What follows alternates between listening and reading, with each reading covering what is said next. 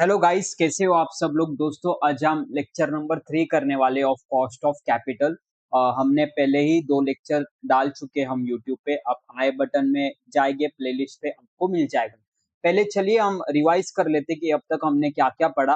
तो सबसे पहले कॉस्ट ऑफ कैपिटल में आप क्या करते हो कि आपके बिजनेस में जो भी कैपिटल एम्प्लॉयड है, चाहे वो इक्विटी हो, प्रेफरेंस हो, डिबेंचर हो, ये जो भी सोर्सेस से आप पैसे लेके आए हो ना, उसका आपको कितना खर्चा आ रहा है, आप ये परसेंटेज में डिफाइन करते हो। कहा जाता है दोस्तों कि cost of capital is nothing but the returns expected by the providers of capital. इसको आप अल्टरनेटिवली आप कट ऑफ रेट भी बोल सकते हो या फिर हर्डल रेट भी बोल सकते हो। तो यहाँ पे अगर मैं बात करता हूँ तो हमने पहले डिबेंचर से शुरुआत की थी, है ना। अब यहाँ पे डिबेंचर से शुरुआत की थी तो आपको ये पता होना चाहिए there are two type of debentures, एक है आपका रेडीमेबल डिबेंचर्स, एक है आपका इरिडीमेबल डिबेंचर्स। तो अगर मैं यहाँ पे इरिडीमेबल डिबेंचर्स की बात करता हूँ तो इरिडीमेबल डिबेंचर वो होता है जो आप यानी कि रीपे कर देते हो। यानी कि फॉर एग्जांपल अगर 100 रुपए डिबेंचर से आए तो मैं 100 रुपए वापस पे कर दूंगा, प्लस इस पे फिक्स्ड अमाउंट ऑफ इंटरेस्ट भी पे करूंगा। पर यहाँ पे अगर रिडीमेबल डिबेंचर से ओके ओके इरिडीमेबल डिबेंचर है तो यहाँ पे 100 रुपए में अगर लिया तो यहाँ पे सिर्फ मैं इंटरेस्ट पे करता हूँ। पर यहाँ पे अगर मान लो मेरा रिडीमेबल डिबेंचर है तो यहाँ पे 100 रुपए डिबेंचर से आए तो मैं मान लो एक एन नंबर ऑफ ईयर्स के बाद ये 100 रुपए वापस करेगा। एंड प्लस डेली इस पे फिक्स इंटरेस्ट भी लगता रहेगा, डेली मतलब ईयर बेसिस पे। तो जब आप लिया हुआ पैसा वापस करते हो ना एक टाइम के बाद मैच्योरिटी डेट पे, तो that is nothing but your redeemable debenture. And जो आप वापस नहीं करने वाले हो वो होता है आपका इरिडीमेबल डिबेंचर। तो यहाँ पे आपको कॉस्ट ऑफ कैपिटल कैलकुलेट करना है। तो पहले हमने देखा था इरिडीमेबल डिबेंचर का फॉर्मूला। तो अगर आपको कोई भी चीज का कॉस्ट कैलकुलेट करना है तो उसका फॉर्मूला क्या होता है बेटा, ऊपर आपको लेना पड़ता है expenses in the numerator and you have to divide by what we say benefit in the denominator. हमेशा ये ध्यान में रखना, ये वाला डिनोमिनेटर का जो फिगर है ना वो हमेशा न्यूमरेटर से बड़ा होता है, तो कंफ्यूज मत होना। और ये बहुत आसान से समझा दिया मैंने। तो यहाँ पे आपका खर्चा क्या है, आपका आ रहा है इंटरेस्ट का खर्चा।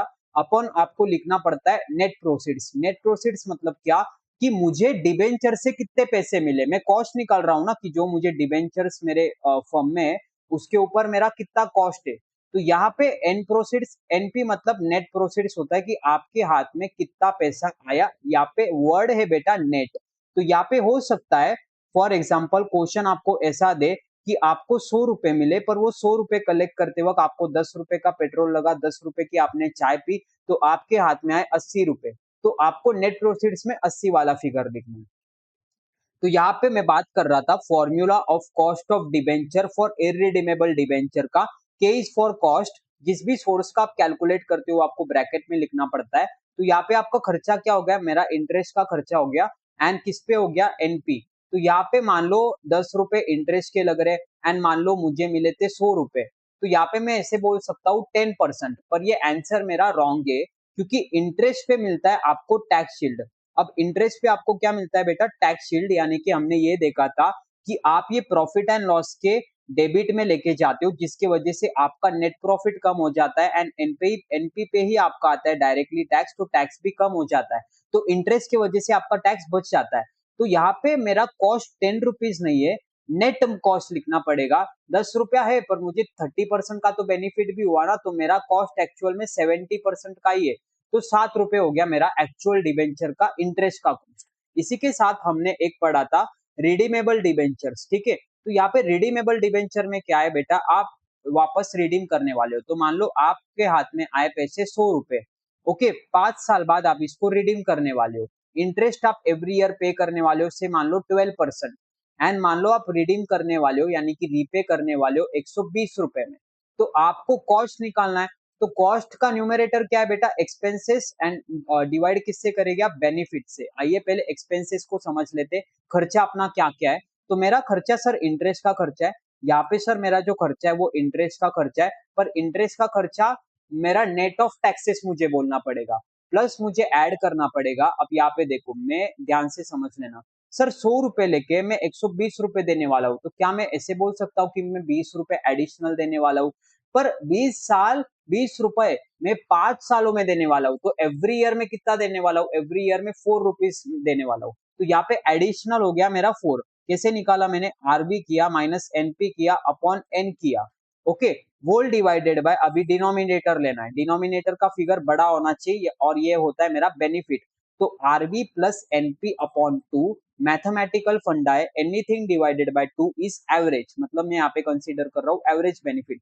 बेटा इंटरेस्ट कितना है, मेरा इंटरेस्ट 12 रुपए, मेरा मान लो टैक्स से 30%, तो मेरा एक्चुअल इंटरेस्ट का कॉस्ट कितना आ गया 8.4 रुपीज, प्लस यहाँ पे देते वक्त में देगा 120 रुपए, आए मेरे पास 100 रुपए, पर ये एडिशनल मैं देने वाला हूँ 5 सालों में। डिवाइड करूंगा मैं आरबी प्लस एनपी अपॉन 2, यानी कि एवरेज, एवरेज बेनिफिट। तो ये आ गया मेरा 8.4 रुपीज, प्लस यहाँ पे आ गया 4 रुपए, डिवाइडेड बाय मेरा इसका आंसर आता है 110। तो my cost is nothing 12.4 upon 110। तो डिवाइड करना मेरे साथ, 12.4 डिवाइडेड बाय 110 इंटू 100, यानी कि 11.27% is nothing but my cost of debenture if it is redeemable। तो यहाँ पे कितना आया, 11 पॉइंट, एक मिनट, 12.4, 11.26, हाँ। तो ये आ गया परसेंटेज में मेरा कॉस्ट ऑफ डिबेंचर। अब यहाँ पे आपको मैंने इसका भी लॉजिक बता दिया था, RB plus NP upon 2 is nothing but my average benefit मेरे हाथ में कितने रहे। ओके, तो जैसे फॉर एग्जांपल इसका भी एग्जांपल आपको दे दूं क्या, एवरेज बेनिफिट मतलब क्या, मैंने एवरेजली कितना पैसा वापरा है, तो यहाँ पे मैंने 100 रुपए मैंने लिए ना, पर यहाँ पे मैं जब इसको पे कर रहा हूँ तो मैं 120 रुपए कर रहा हूँ, पर मैं ये 120 एक साथ नहीं कर रहा हूँ, मैं ये 4 सालों में कर रहा हूँ। तो इसलिए मैं एवरेज क्या बोलता हूँ, फॉर एग्जाम्पल एवरेज क्या है ये, अगर मान लो आप मेरे पास आए, मैं आपको पूछता हूँ कि आपका ईयर 1 पे क्या वजन था, आप बोलते हैं सर 60 किलो, मैं पूछता हूँ आपका अगले साल क्या वजन रहा रहेगा, आप बोलते हैं 70 किलो, उसके अगले साल आप बोलते हैं मुझे 80 किलो मेरा वेट था, एंड उसके अगले साल 90 किलो वेट था। फिर मैं आपको पूछता हूँ सिंपली मुझे ये बता कि ऑन एन एवरेज तेरा 4 साल में कितना व्हाट वी से कितना वेट रहा रहेगा, तो आप क्या करते हो 60 plus 70 plus 80 plus 90 divided by 4, तो आप बोलेगे सर ऑन एन एवरेज में 75 किलो का था। पर आपको मैथमेटिकल फंडा क्या रहता है पता है क्या, यहाँ पे देखो 60 प्लस 90 पहला वाला फिगर एंड लास्ट वाला फिगर आपको लेना है, एंड आपको इन दोनों को करना है डिवाइड बाय 2, तो आपका आंसर आएगा 75। तो मैंने यही किया है, मैंने किया है आरबी प्लस एनपी अपॉन 2, मतलब मैं ये बोल रहा हूँ कि मेरे पास एवरेज बेनिफिट कितना रहा है ये 5 सालों तक, ठीक है, क्योंकि मुझे एक साल का कॉस्ट निकालना है ना, तो इसलिए मैं ये एवरेज बेनिफिट निकाल रहा हूँ, एवरेज आ रहा है मेरा एक साल का, है ना, आपको समझा ये चीज। तो ये है आपका रिडीमेबल का फॉर्मूला। पर इसमें एक प्लॉट ट्विस्ट है, प्लॉट ट्विस्ट क्या है कि ये जो मैंने किया ना आरबी का फॉर्मूला, यानी कि ये जो मैंने किया ना इंटरेस्ट वन माइनस टैक्स, ये इसका अजम्पशन क्या है कि आपको सिर्फ इंटरेस्ट ही अलाउड है फॉर अंडर टैक्सेशन, कि आप जिस पे डिडक्शन ले सकते हो, ये टैक्स का रूल हो गया। ओके, कितना मिनट हुआ मेरा, अच्छा ठीक है, 4 मिनट में हम इसको उड़ा देंगे।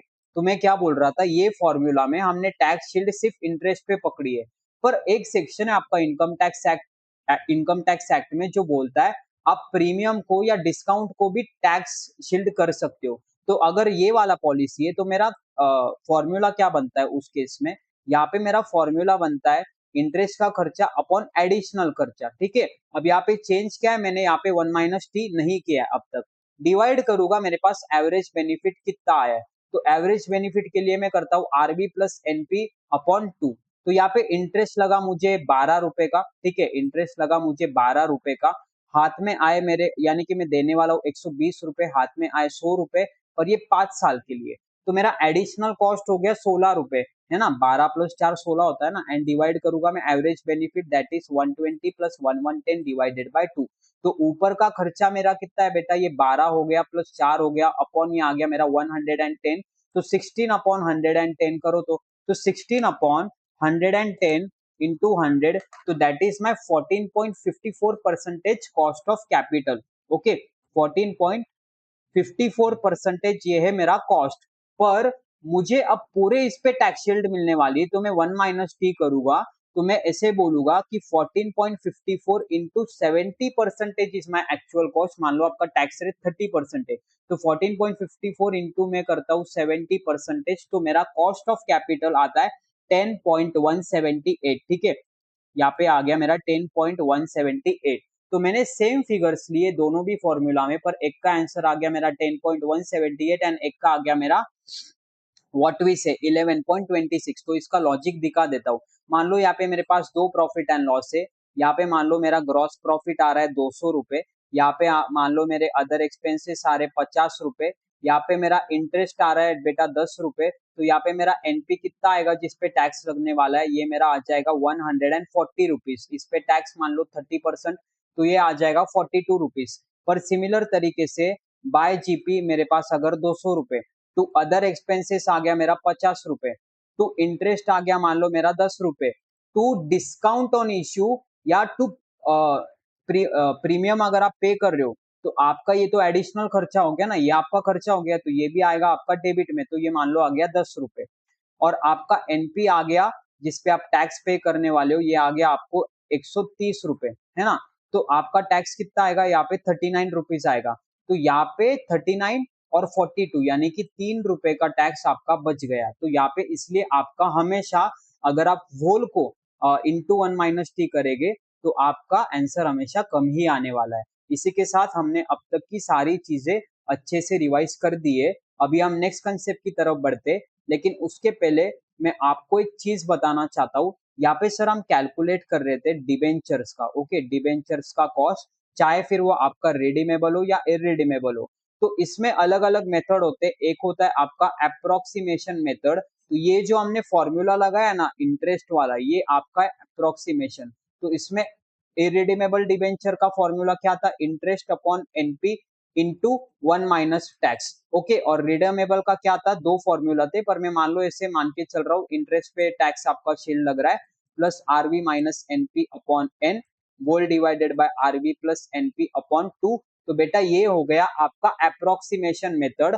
मतलब ये जो आंसर आ रहा है ना आपका, हमेशा पॉइंट में आता है 10.126%। तो इसका अर्थ होता है कि ये अप्रोक्स इतना आपका कॉस्ट है। पर एक है आपका बेटा इसमें एक new concept, that is yield to maturity. Yield to maturity, पहले हम इसके वर्ड से जा रहे हैं।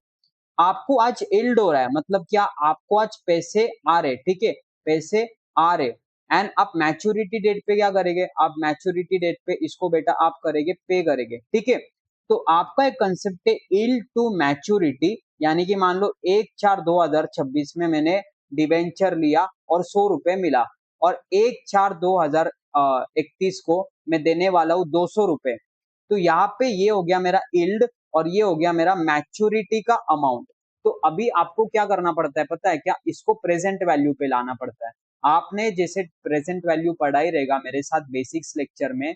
हम क्या करते हैं प्रेजेंट वैल्यू में, ईयर 1, ईयर 2, ईयर 3, ईयर 4 का जो भी आउटफ्लो इनफ्लो है, मान लो 100 रुपए, 200 रुपए, 300 रुपए, 400 रुपए, आज के डेट पे आप लेके आते हो, जैसे यहाँ पे as at day 1, okay, as at day 1 पे आप इसका पूरा वैल्यू लेके आते हो, है ना। एंड फिर आप क्या करते हो, आज आपका कितना पैसा गया प्लस माइनस कितना पैसा आएगा, नेट मेरे हाथ में कितना है, फिर आप डिसीजन लेते हो। सिमिलर तरीके से एक कंसेप्ट है आपका यील्ड टू मैच्योरिटी। आइए बढ़ते हैं इस कंसेप्ट की तरफ। कहाँ पे गया, यील्ड टू मैच्योरिटी कंसेप्ट में आपको पढ़ाना चाहता हूँ। ये बहुत ज्यादा इंपॉर्टेंट कंसेप्ट है, एग्जाम पॉइंट ऑफ व्यू आपको ये क्वेश्चन जरूर सॉल्व करके जाना है। तो YTM is annual return of an investment from the current date till the maturity date. Theoretical हो गया। तो बेटा YTM क्या है आपका, यहाँ पे आप ध्यान से समझना। पहले मैं आपको ये कंसेप्ट थोड़ा सा ब्रीफ लेवल पे बता देता हूँ। तो यहाँ पे आपका कंसेप्ट क्या है, YTM आपका क्या है, YTM आपका होता है एक IRR, ठीक है। YTM आपका एक IRR है, जहाँ पे आपका देखो आईआरआर क्या है, एक कंसेप्ट है आपका इंटरनल रेट ऑफ रिटर्न। मेरे साथ लिखना, ये इंटरनल रेट ऑफ रिटर्न, मतलब जहाँ पे आपका एनपीवी जो है ना वो जीरो होता है। मतलब क्या, मुझे नहीं समझा। फॉर एग्जांपल यहाँ पे मैं आपको दिखाता हूँ पर्टिकुलर्स। मैं आपको ऐसे बोल रहा हूँ, आज मेरा आउटफ्लो जा रहा है फॉर एग्जाम्पल 100 रुपए का, ओके, और मुझे बदले में ईयर 1 में, ईयर 2 में, ईयर 3 में आएगा मान लो 20 रुपए, 50 रुपए, एंड मान लो यहाँ पे आएगा 40 रुपए।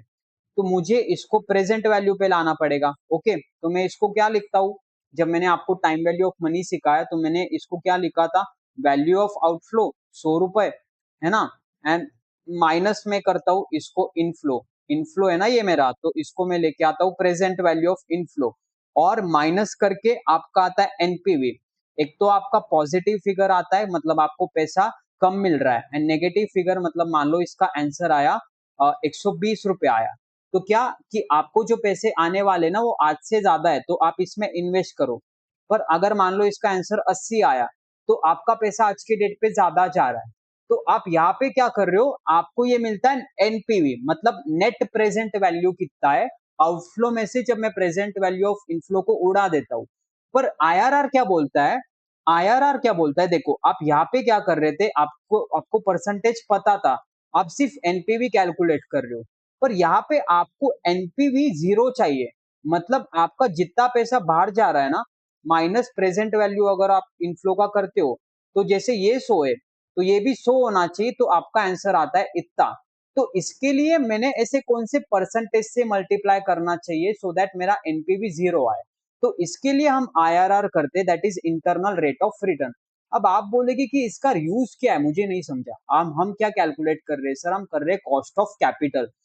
अगर आपको ये वर्डिंग पता होगी तो कॉस्ट ऑफ कैपिटल को कट ऑफ रेट भी बोलते हो।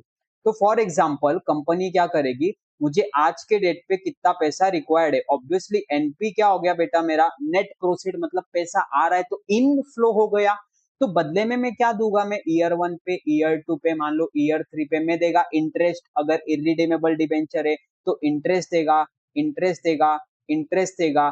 तो मैं ये देखूंगा कि अगर मैं 1 साल बाद का 7 रुपए एज ए इंटरेस्ट पे कर रहा हूँ, तो आज के डेट पे कितना है, अगर 2 साल बाद में 7 रुपए इंटरेस्ट पे कर रहा हूँ, आज के डेट पे कितना है, एंड 3 साल बाद का इंटरेस्ट में 7 रुपए पे कर रहा हूँ, तो आज का कितना है, इसका प्रेजेंट वैल्यू मुझे व्हाट वी से माइनस करना पड़ेगा, मतलब ये हो गया मेरा खर्चा ना, तो मुझे क्या करना पड़ेगा एक्सपेंसेस से, ठीक है, एंड ये हो गया मेरा बेनिफिट, तो मुझे बेनिफिट माइनस एक्सपेंसेस करूंगा तो मुझे मिलेगा नेट बेनिफिट।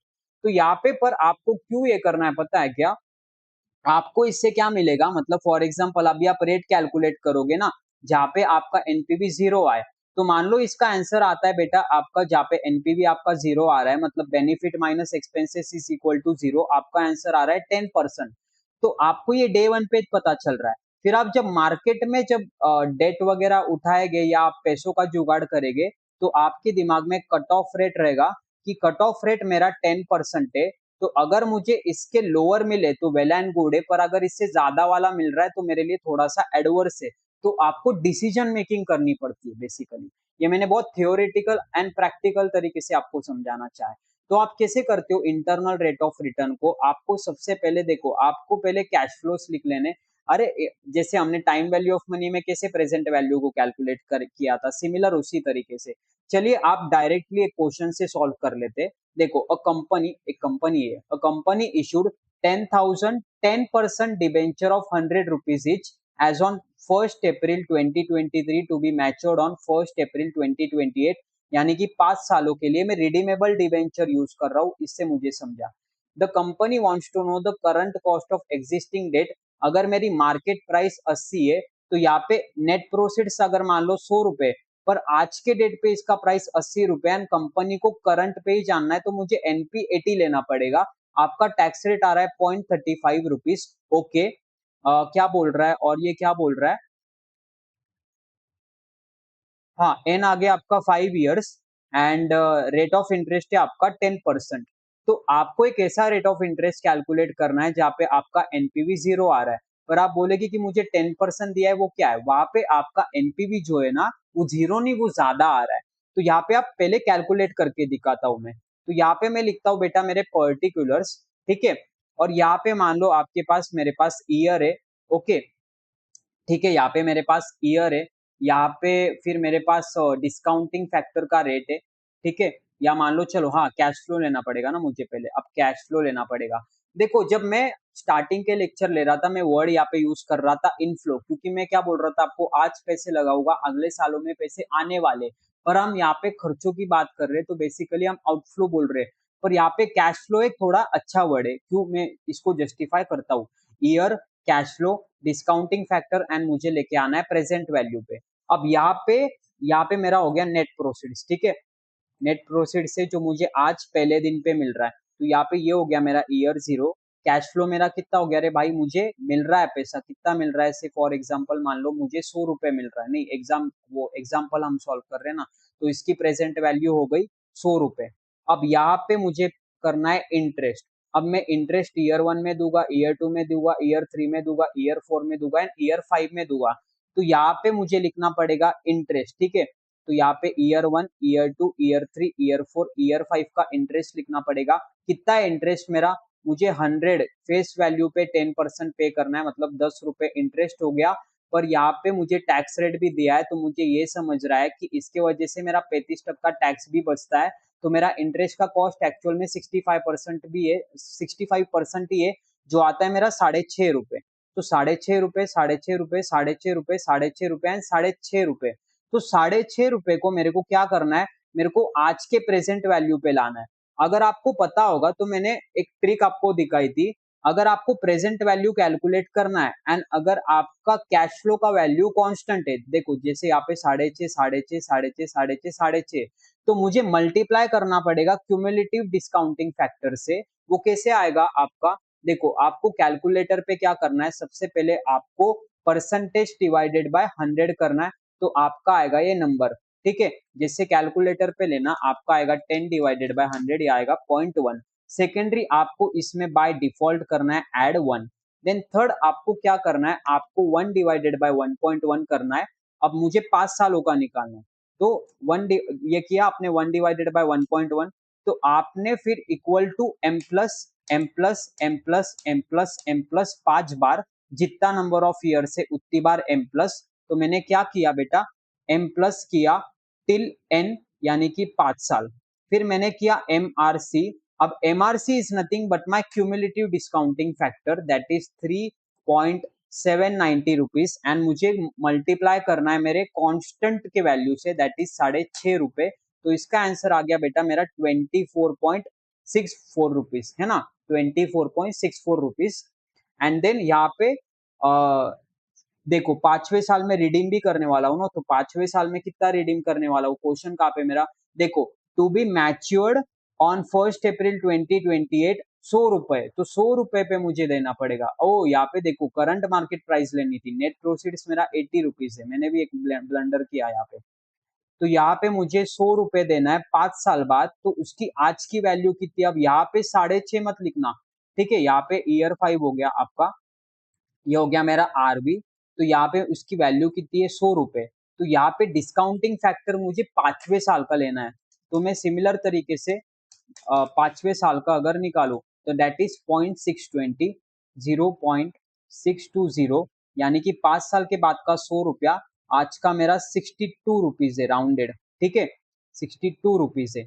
तो यहाँ पे मेरा एनपीवी कितना आ रहा है इस केस में, यहाँ पे मेरा जो एनपीवी आ रहा है कितना आ रहा है, 62 का खर्चा है, 3.790 का खर्चा है, ठीक है, प्लस अच्छा नहीं 3.790 ये क्यूमुलेटिव फैक्टर का आंसर है, 24.64 इंटरेस्ट की वैल्यू है, 62 रुपीज मेरा जा रहा है 80।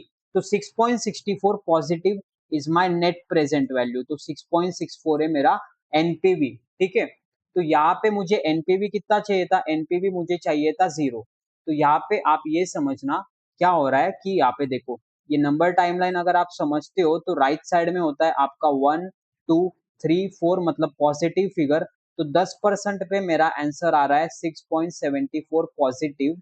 और यहाँ पे देखो यहाँ पे होता है आपका -1, -2, -3। तो अभी मुझे चाहिए 0, ठीक है। तो मुझे चाहिए 0, यानी कि मुझे यहाँ पे लेफ्ट में आना है। तो यहाँ पे आपको ये पता होना चाहिए मैथमेटिक्स में कि आप जब परसेंटेज बढ़ाते हो ना तो आपका वैल्यू कम कम होते रहता है। कैसे क्या, अगर फॉर एग्जाम्पल 100 रुपए पे 10% है तो कितना आएगा बेटा, ये 10 रुपए आएगा, ओके। पर मान लो 100 माइनस 10 कितना हो गया मेरा, यहाँ पे मेरा हो गया 90 रुपीज। और यहाँ पे मान लो मैंने इंटरेस्ट का रेट बढ़ा दिया, तो अब 100 पे आएगा 12 रुपए, तो ये आएगा 84 रुपीज। तो यहाँ पे मैंने जितना परसेंटेज बढ़ा है उतना मेरा वैल्यू क्या हो गया, डाउन हो गया। सिमिलर तरीके से मुझे पॉजिटिव से 0 पे जाना है ना, तो मुझे डाउन जाना है, तो मुझे परसेंटेज का वैल्यू बढ़ाना पड़ेगा।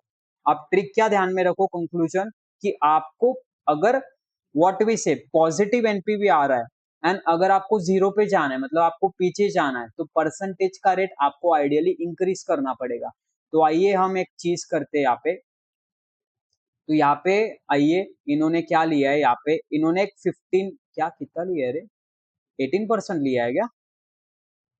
अच्छा 18% लिया है, कोई दिक्कत नहीं, ठीक है। तो यहाँ पे आप क्या कर रहे हो, बेसिकली आपको ईयर लिखना पड़ेगा, आपको वापस कैश फ्लो लिखना पड़ेगा, आपको डिस्काउंटिंग फैक्टर लिखना पड़ेगा, एंड आपको लिखना पड़ेगा प्रेजेंट वैल्यू। तो जैसे यहाँ पे मेरा पहला नेट प्रोसीड से पहले दिन पे आ रहा है मुझे 80 रुपए, यहाँ पे तो कोई चेंजेस नहीं है। देन यहाँ पे अब मेरा जा रहा है इंटरेस्ट, ठीक है। अब यहाँ पे मैं डायरेक्ट ऐसे इंटरेस्ट लिख दूं क्या, तो इंटरेस्ट मेरा 1 साल से लेके 5 साल तक कितना आ रहा है रे, 6.5 रुपए। इसको ब्रैकेट में नहीं लिखना चाहिए मैंने, गलत हो जाएगा। इसमें यहाँ पे 6.5 रुपए का इंटरेस्ट है, पर यहाँ पे मान लो मैं 18% पकड़ लेता हूँ, ठीक है। डिस्काउंटिंग फैक्टर अपॉर्चुनिटी कॉस्ट मेरी 18% है, तो क्यूमुलेटिव तरीके से निकालना बेटा, वो एम प्लस के ट्रिक से 2 3 4 5। एंड यहाँ पे मैं स्मार्टली क्या करूंगा पता है क्या, क्योंकि मुझे 5वें साल का भी what we said discount factor चाहिए ना, तो मैं ईयर 5th पे यहाँ पे आरबी लिख लूंगा। आरबी मुझे 5 साल बाद है ना, तो ये है 100 रुपए, तो इसका डिस्काउंटिंग फैक्टर आ गया 437, 0.437, यानी कि 5 साल के बाद का 100 रुपया आज का 43.70 रुपीज से अगर मार्केट में 18% का अपॉर्चुनिटी कॉस्ट एग्जिस्ट करता है तो। सिमिलर तरीके से इसका आंसर क्या आएगा, एमआरसी करना इंटू 6.5 करना, तो आपका आंसर आएगा इसका 20.3266 समथिंग। कैलकुलेट करते बेटा, 43.70 रुपीज प्लस 20.3266, ये आएगा आपका 64, माइनस 80 करता हूँ तो ये आएगा मेरा -15.97। ओके, -15.97। ये एक्चुअली क्वेश्चन में ना लिखते वक्त गलती हो गई है मेरे से, यहाँ पे ये 10 नहीं है, ये 18 नहीं है, ये एक्चुअली 15% से इन्होंने कैलकुलेट करा है। तो यहाँ पे सिमिलर तरीके से अगर आप कैलकुलेट करेंगे, तो चलो अपन ने 18% ले लिया है। तो अभी आपको क्या करना है, आपको जीरो पे जाना था। पहले जब आपने 10% से किया तो आप पॉजिटिव 6.74 थे, आपको पीछे जाना था तो आपने परसेंटेज बढ़ा दिए, पर अब आपने कुछ ज्यादा ही परसेंटेज बढ़ा दिए, सो आपके डायरेक्ट हो गए -15.97, ठीक है। यहाँ पे आपको क्या हो गया, आपका -15.97, तो मुझे आगे आना पड़ेगा। तो अब मुझे इसके लिए एक फॉर्मूला लगाना पड़ता है। तो IRR का एक फॉर्मूला है, IRR is nothing but your internal rate of return. तो यहाँ पे मैं पहले स्टैटिस्टिक्स लिख लेता हूँ, गिवन लिख लेता हूँ। देखो लोअर रेट था मेरा 10%, जिसपे मेरा आंसर आया +6.74, एंड हाइयर रेट था मेरा 18%, जिसपे मेरा आंसर आया बेटा -15.97। तो यहाँ पे IRR का फॉर्मूला क्या है, पहले ध्यान से समझते, इसका लॉजिक में मैं आपको देता हूँ। तो यहाँ पे IRR is nothing but that internal rate of return, L करना है, प्लस एनपीवी ऑफ लोअर करना है, upon NPV of lower minus NPV of higher, है ना। मैंने हमेशा आपको बोला है कि आपका न्यूमरेटर जो है वो छोटा होता है डिनोमिनेटर के कंपैरिजन में, तो आपका डिनोमिनेटर जो है वो बड़ा होगा, एंड ये हम लिखेंगे इसको ब्रैकेट में, ठीक है। हम इसको मेंशन करेंगे ब्रैकेट में, ठीक है। एंड आप इंटू करेंगे H माइनस एल, तो ये इसका बाय डिफॉल्ट फॉर्मूला, इस इधर अच्छे से लिख लेता हूं मैं। तो IRR निकालना है सर मेरे को, तो इसका है लोअर, प्लस यहाँ पे मुझे एनपीवी लेना है, तो NPV of lower upon NPV of lower minus NPV of higher. हमेशा ध्यान रखना डिनोमिनेटर आपका बड़ा होगा वैल्यू के टर्म्स में, इनटू आपको करना पड़ेगा H माइनस एल। तो यहाँ पे पहले मैं आपको कैलकुलेट करके दिखाता हूँ, IRR से जो परसेंटेज आएगा उससे प्रेजेंट वैल्यू हम निकालेंगे और देखेंगे जीरो आता है क्या नहीं, फिर मैं आपको लॉजिक दिखाऊंगा। तो लो क्या था, लो मतलब L is for lower rate, तो ये था मेरा 10%। अब मुझे ऐड करना है, IRR में मैं क्या निकाल रहा हूँ, एक परसेंटेज निकाल रहा हूँ, ठीक है। तो यहाँ पे कितना आया था, लोअर से मेरा आया था +6.74 रुपीज, ठीक है। अब डिवाइड करना है मेरे को एनपीवी ऑफ लोअर से, अभी फॉर्मूला में माइनस है बेटा, तो यहाँ पे मेरा आंसर माइनस में आया था ना, तो मैं ब्रैकेट में लिख लेता हूँ ना, सेफर साइड, ठीक है। देन हम करेंगे इंटू H माइनस एल। अब यहाँ पे बहुत लोगों को दिक्कतें मैथ्स की आएगी, तो मैथ्स में आपका एक रूल होता है BOD MAS, तो पहले आपको ब्रैकेट ऑफ सॉल्व करना पड़ता है। तो आइए पहले ब्रैकेट सॉल्व कर लेते। तो यहाँ पे 10% है, यहाँ पे है मेरा ब्रैकेट, तो जैसे 6.74 डिवाइडेड बाय, अब 6.74 माइनस माइनस आपका हो जाता है प्लस, ये मैथमेटिकल रूल है। मैथमेटिकल रूल्स क्या है, चलो जो रूल्स यहाँ पे लगने वाले हैं मैं यहाँ पे लिख लेता हूँ। मैथ रूल, ये मैथमेटिक्स के रूल है। अगर आपका एक माइनस है, दूसरी भी फिगर माइनस है, तो ये प्लस हो जाएगी। मान लो अगर एक फिगर माइनस है, एक फिगर आपकी प्लस है, तो ये माइनस ही रहेगी, ठीक है। तो ये इक्वल टू ये, and this plus this equal to this. तो ये आ जाएगा आपका प्लस, एंड ये आएगा आपका 15.97, okay. Into H minus L क्या था, हायर रेट था मेरा 18, लोअर रेट था मेरा 10%। Okay, very good. तो यहाँ पे 10% को मैं लिखता हूँ। मेरा अब तक बड़ा ब्रैकेट ही सॉल्व हो रहा है। 6.74, आपको शॉर्टकट भी दिखाऊंगा बाद में। तो नीचे वाला आंसर कितना है रे बेटा, कैलकुलेट करना। 6.74 प्लस 15.97, ये आता है मेरा 22.71 समवेयर, 22.71 इंटू, अब मैं ये वाला ब्रैकेट सॉल्व कर दूं तो कोई प्रॉब्लम नहीं है, तो ये आ जाएगा 8। अब यहाँ पे मुझे करना है 10 प्लस, ये वाला आंसर कितना आएगा बेटा मेरा, 6.74 अपॉन 22.71 इंटू, अब मुझे करना पड़ेगा इंटू। अब देखो यहाँ पे एक गड़बड़ क्या हो सकती है मैं आपको बताता हूँ। तो इसका आंसर मैंने लिखा 2967, ठीक है, 4 डेसिमल, एंड इंटू 8 है। अब जो बच्चा बोर्ड मास नहीं जानता ना, वो ऐसे सीक्वेंस में जाने का ट्राई करेगा। तो मैं दोनों तरीके से आपको दिखा देता हूँ मिस्टेक के लिए। तो ये है बेटा मेरा मिस्टेक की, मेरी मिस्टेक क्या हो सकती है, मैं डायरेक्टली करूंगा 10 प्लस 0.2967, एंड फिर कोई बच्चा करेगा इंटू 8, तो उसका आंसर आएगा 82.3736। पर परसेंटेज कभी इतना हाई हो ही नहीं सकता पहली बात तो। एंड आपको लॉजिकली ये भी पता होना चाहिए कि आपको 10 से लेके 18 में कहीं ना कहीं आंसर चाहिए ना। ये देखो आईआरआर निकाल रहे हो ना आप, मिडल वाला रेट, तो यहाँ पे आपका आंसर कहीं ना कहीं होना चाहिए 10 से लेके 18 में, क्योंकि आपको जीरो पे आना है बेसिकली। तो यहाँ पे ये आप गलत कर दोगे, इसलिए आपको बोर्ड मास के तहत सॉल्व करना पड़ेगा। तो ये मेरा क्या था इक्वेशन, 0.296 था, ये कुछ लिखा है ऊपर, अच्छा 2967 था। तो मुझे पहले करना पड़ेगा, ब्रैकेट ऑफ डिवीजन हो गया, मल्टीप्लीकेशन आता है, फिर एडिशन आता है, तो मुझे पहले ये सॉल्व करना पड़ेगा, फिर मुझे ऐड करना पड़ेगा। तो मैं वापस करता हूँ, 0.2967 इंटू 8, मिस्टेक मैथ्स की है, एफएम की नहीं है, प्लस फिर 10 करता हूँ, तो मेरा आंसर आ जाता है 12.3736%। तो ये क्या है बेटा, ये मेरा आईआरआर है। आईआरआर मतलब एक ऐसा इंटरनल रेट ऑफ रिटर्न जहाँ पे मेरा एनपीवी आ रहा है 0, ओके। आइए कैलकुलेट करके देता हूँ। अभी आप निकालो टाइम वैल्यू ऑफ मनी मेरे साथ, ईयर लिखना, ओके, पर्टिकुलर्स भी लिखना, कैश फ्लो लिखना, डिस्काउंटिंग फैक्टर लिखना, एंड प्रेजेंट वैल्यू लिखना।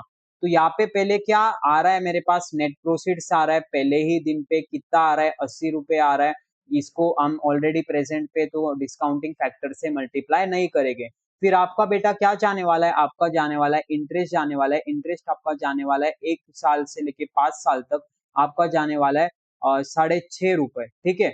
डिस्काउंटिंग फैक्टर करना पड़ेगा, कैसे क्यूमुलेटिव निकाल लू, तो 12.3736 डिवाइडेड बाय 100 प्लस 1, अब 1 डिवाइडेड बाय ये वाला m प्लस 5 बार, एंड 5वें साल पे जो मुझे दिख रहा है, तो यहाँ पे आरवी, आरवी को भी मुझे प्रेजेंट पे ही लाना है। तो आरवी 5th ईयर पे जो जा रहा है 100 रुपए, उसका डिस्काउंटिंग फैक्टर है 0.5580, ठीक है। तो ये हो गया 55.80।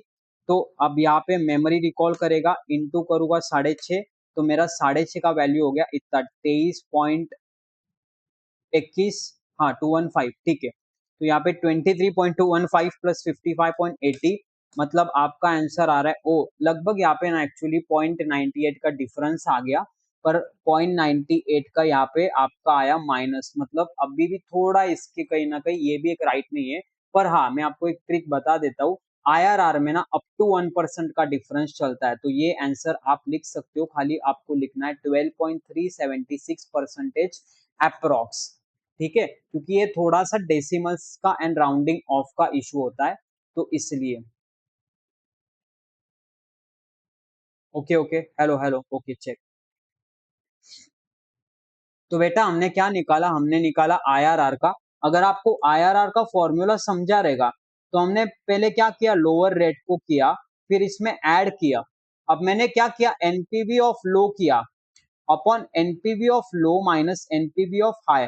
अगर आपको एक ट्रिक दूं क्या याद रखने की, अगर आपको ये फॉर्मूला याद नहीं रह रहा है, तो आपको ये समझना है कि इसके दो हिस्से, लेफ्ट वाला हिस्सा आपका लो पे फोकस कर रहा है, लो लो लो, एंड राइट वाले हिस्से में आप H and H minus L कर रहे हो बेसिकली। पर आप एक दो बार सॉल्व करेंगे आपको आइडिया लग जाएगा। सिमिलर तरीके से मैंने वो जैसे टाइमलाइन दिखाई ना आपको, कि अगर 10% आ रहा है मेरा प्लस 6.74, तो आपका 18% आ रहा है माइनस 15.97, तो आपका ये कितना रहने वाला है। तो अगर मैं इसको ऐसे लिखूं कि 10 is my 6.74, okay, and 18 is my minus 5.97, तो क्रॉस मल्टीप्लाई करके भी सॉल्व करूंगा तो मेरा आंसर वही आएगा 12.376%। पर क्योंकि आपको एग्जामिनेशन में कैलकुलेटर अलाउड है, तो ये वाला फॉर्मूला आपको इजी ज्यादा जाता है, इसमें आप गलतियां करेंगे, इसलिए मैं आपको यहाँ पे नहीं लेके जाना चाहता हूँ। तो आईआरआर का फॉर्मूला आप सॉल्व करेंगे कैलकुलेटर पे, आपको आसानी से आ जाएगा। आइए देखते हैं हम बाद में। यहाँ पे इन्होंने 15% से सॉल्व करा है, पर यहाँ पे देखो आईआरआर यहाँ पे 12.220 आ रहा है, मतलब मेरा 12.376% आ रहा था ना, तो यहाँ पे इनका आ रहा है 12.220%। मैंने आपको वही बोला, ये एक ब्रैकेट चलता है थोड़ा सा 1% तक का, और यहाँ पे मैंने इसको प्रूफ भी करके दिखाया है। यहाँ पे आईसीआई क्या बोलती है, जितना ज्यादा आपका डिफरेंस रहेगा एच एंड एल में ना, उतना आपका एक्यूरेसी कम हो जाएगी। मतलब यहाँ पे इन्होंने 15% पकड़ा तो मैंने 18% पकड़ा, तो इसलिए मेरा देखो थोड़ा आंसर इनसे भी थोड़ा सा आगे आया है। तो ये इन आईसीआई के मॉड्यूल में ही लिखा है। तो आप जब ये गेस कर रहे हो ना, मतलब आपको क्या करना पड़ता है, आपको गेस करना पड़ता है। जैसे आपको देखो यहाँ पे 10% ले लिया ना, तो आपको कम रखना है, मे बी आप 12% से कर लेते तो आंसर कुछ और आ जाता, 13% से कर लेते कुछ और आ जाता है, थोड़ा सा लोअर रखने का ट्राई करना, इजी हो जाएगा इससे। ये वाला फिगर थोड़ा गलत प्रिंट हुआ है यहाँ पे, मैं करेक्ट करने वाला हूँ। तो आई होप ये कंसेप्ट आपको क्लियर है ना।